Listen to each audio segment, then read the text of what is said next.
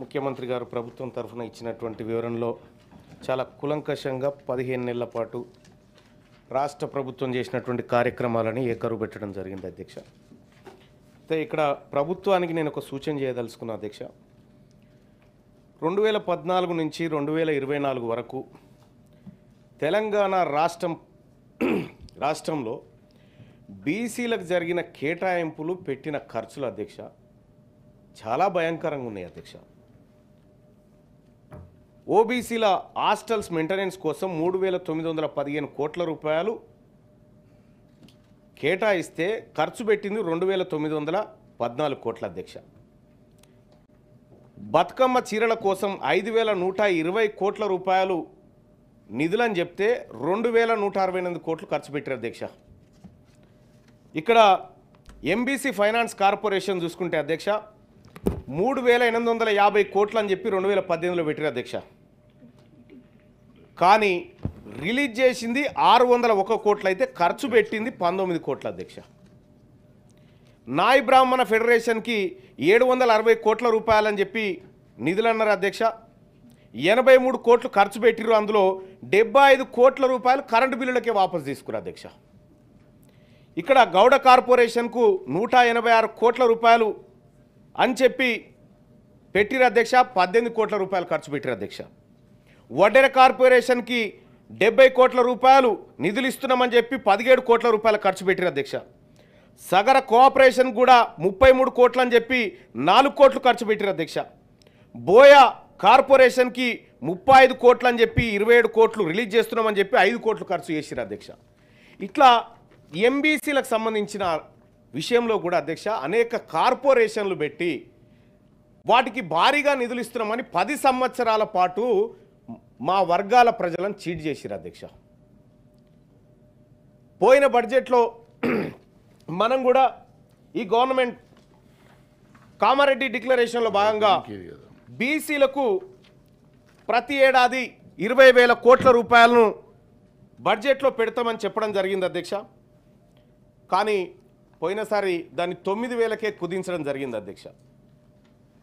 దయచేసి తమరి ద్వారా ప్రభుత్వానికి గౌరవ ముఖ్యమంత్రి గారికి తెలియజేయదలుచుకున్న అధ్యక్ష, పోయినసారి పెట్టలేకపోయినటువంటి నిధులను ఈసారి పెట్టాల్సినటువంటి మన మేనిఫెస్టో ప్రకారం చెప్పినటువంటి 20,000 కోట్ల నిధులను పెట్టి ఇటీవల కాలంలో రాష్ట్ర ప్రభుత్వం కూడా లెక్క అనుకుంటుంది కాబట్టి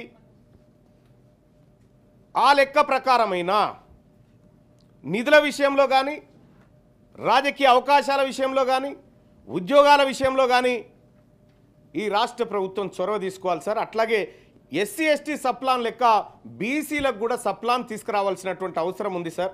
ఆ విషయాన్ని తమ ద్వారా రాష్ట్ర ప్రభుత్వానికి తెలియజేస్తా ఉన్నాను సార్. ఇక బీసీలకు సంబంధించినటువంటి సార్ కాంట్రాక్టర్లు సార్ ఇదే కామారెడ్డి డిక్లరేషన్లో 42% పనులను ఎస్ సార్ అదే విషయంలో సార్ క్లారిఫికేషన్ విషయంలోనే సార్ ఇవి నాకు కనిపించలేదు సార్, అందుకోసమే చెప్తా ఉన్నా. 42% కాంట్రాక్ట్లను బీసీ కాంట్రాక్టర్లకు ఇస్తామని చెప్పి మనం అనుకున్నాం సార్. కానీ గవర్నర్ గారి ప్రసంగంలో అది కనిపించలేదు సార్. దయచేసి అది కూడా ఉంటే బాగుండేది అనేది ఒక మాట చెప్తా ఉన్నా సార్. ఇక ఇంకొక కీలకమైనటువంటి విషయం సార్, గత ప్రభుత్వాన్ని ప్రజలందరూ తిరస్కరించి ఉద్యోగులందరూ తిరస్కరించి సబ్బండ వర్గాలు తిరస్కరించి ప్రధానంగా ఉద్యోగులు కీలక పాత్ర పోషించారు అధ్యక్ష.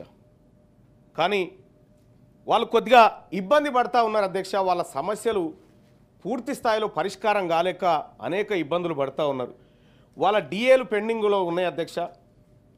ఉద్యోగుల పెండింగ్ బిల్లులు చాలా కాలంగా చెల్లింపులు లేకుండా అట్లా పేరుకపోతూ ఉన్నాయి. రిటైర్ అయినటువంటి ఉద్యోగి ఏడాది కాలం నుంచి బెనిఫిట్స్ కోసం ఎదురు చూస్తూ ఉన్నాడు అధ్యక్ష. ఇట్లా అనేక రకాలైనటువంటి సమస్యలు మనల్ని నమ్ముకున్నటువంటి అంటే మనం ఏదైతే ప్రజలకు హామీ ఇచ్చినామో ఆ హామీలను నమ్ముకున్నటువంటి ప్రజల నుంచి వస్తున్నటువంటి ప్రశ్నలు అధ్యక్ష. వాటన్నిటికీ పరిష్కార మార్గం ఇక్కడ దొరకాలని కోరుకుంటా ఉన్న అధ్యక్ష. అలాగే తెలంగాణ రాష్ట్ర ప్రభుత్వం ప్రతిష్టాత్మకంగా బీసీలకు 42% రిజర్వేషన్ ఇవ్వాలని నిర్ణయం తీసుకున్నటువంటి ధర్మిలా ఈ రాష్ట్ర ప్రభుత్వానికి బీసీ ప్రజల పక్షాన ధన్యవాదాలు తెలియజేస్తూనే దాన్ని పూర్తి స్థాయిలో ఇంప్లిమెంట్ చేసి ఈ రాష్ట్రంలో బీసీలకు అత్యధిక రాజకీయ వాటా స్థానిక సంస్థలో దక్కేలా చూడాలని చెప్పి తమరి ద్వారా ఇక లెక్కల విషయానికి పోవాల్సినటువంటి అవసరం లేదు అధ్యక్ష. ఇక మేము కూడా పోవాలనుకోవట్లేదు. రాష్ట్ర ప్రభుత్వం ఏదో లెక్క అంటుంది, మేము గౌరవిస్తున్నాం. 42% అని రిజర్వేషన్ ఏదైతే అన్నారో దాన్ని గౌరవిస్తూనే ఈ లెక్క ప్రకారమే ముఖ్యమంత్రి గారు చొరవ తీసుకొని విపక్ష పార్టీ నాయకుడు కల్వకుంట్ల చంద్రశేఖరరావు గారు ఉన్నారు, విపక్ష పార్టీ నాయకుడు ఎల్ఓపి గారు ఈ సభలో ఉన్నారు, వాళ్ళకు కూడా రిక్వెస్ట్ చేస్తా ఉన్నా, ఇది మా జాతులు దశాబ్దాలుగా నష్టపోయినటువంటి అంశంలో ఒక స్టెప్ పడుతున్నటువంటి సందర్భంలో వాళ్ళు చొరవ తీసుకొని రావాలి అధ్యక్ష.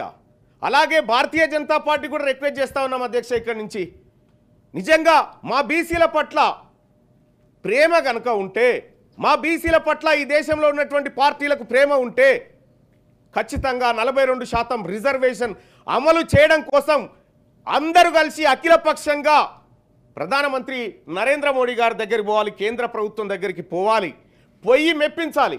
ఇవాళ బీసీ ముఖ్యమంత్రిని చేస్తామని భారతీయ జనతా పార్టీ అంత ఈజీగా చెప్పినంతగా కాకుండా బీసీల మీద ప్రేమ ఉన్నట్టుగా బీఆర్ఎస్ పార్టీ ఏదైతే చెప్తుందో మాటలు వద్దు. మా కోసం ఇవాళ ఈ సభలలో దశాబ్దాలుగా అన్ని కోల్పోయినటువంటి బీసీల కోసం దయచేసి జరుగుతున్నటువంటి మంచి కార్యక్రమంలో విపక్ష పార్టీలు అందరూ సహకరించాలని రిక్వెస్ట్ చేస్తా ఉన్నా అధ్యక్ష. దానికి రాష్ట్ర ప్రభుత్వం చొరవ తీసుకోవాలి అధ్యక్ష. మహేష్ ప్లీజ్ మల్లన్న గారు.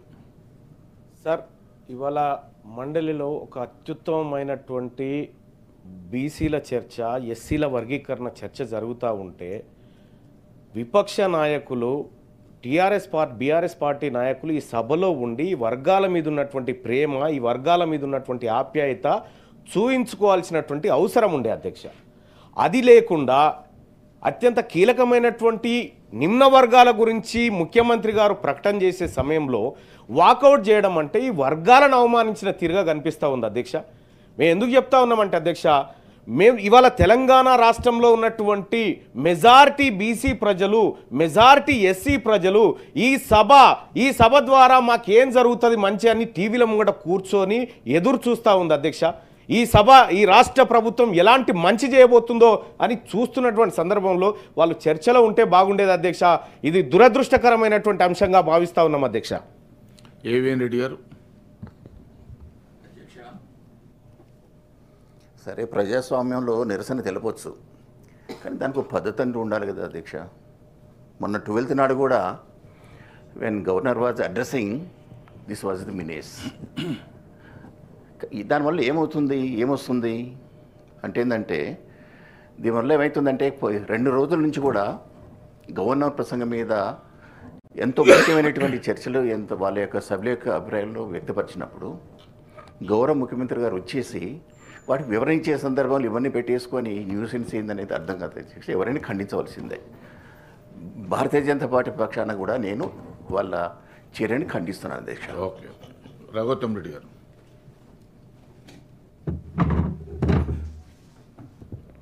అధ్యక్ష, గవర్నర్ గారు ప్రసంగం మొదలుపెట్టినప్పటి నుంచి వాళ్ళు ఒకటే కాన్సెప్ట్తో ముందుకు పోతున్నారు. ఏ కారణం చేత మనం అల్లరి చేయాలనే ఉద్దేశంతో గవర్నర్ మాట్లాడిన ప్రతి అంశం మీద అది సందర్భోచితంగా ఉన్నప్పటికీ రాష్ట్ర ప్రజలందరూ హర్షించే విధంగా ఉన్నప్పుడు కూడా వాళ్ళు అల్లరి చేయడం అనేది మనం అందరం గమనించినాం. అంటే వాళ్ళ అదే మూడిగా ఎప్పుడైనా అల్లరి చేయాలి, డిస్టర్బ్ చేయాలి, అమూల్యమైనటువంటి సమయాన్ని వృధా చేయాలనే అంశం తప్పితే ఏదో ప్రజల కొరకు, రాష్ట్ర ప్రజల కొరకు పనికొచ్చేటువంటి ప్రణాళికలు చేద్దాం, ఈ ప్రభుత్వం చేసే మంచి పనులకు సహకరిద్దామనేటువంటి ఆలోచన లేని విధంగా వాళ్ళ వివరం కనబడుతూ ఉన్నది. దాన్ని నేను కూడా ఉపాధ్యాయ శాసన మండలి సభ్యుడిగా తీవ్రంగా ఖండిస్తున్నాను. గౌరవ ముఖ్యమంత్రి గారు.